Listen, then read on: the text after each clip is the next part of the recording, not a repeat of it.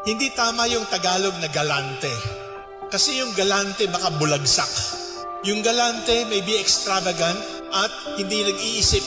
But to give gallantly is to give courageously, is to give bravely.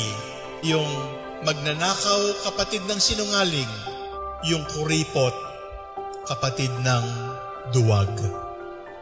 Sapagkat ang kuripot, ang totoo ay duwag maubusan.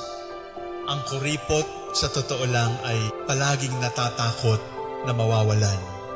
Kaya, grab, save, grab some more. Pero hindi doon ang sikreto ng buhay. Yung taong takot magbigay ay hindi totoong magiging masaya.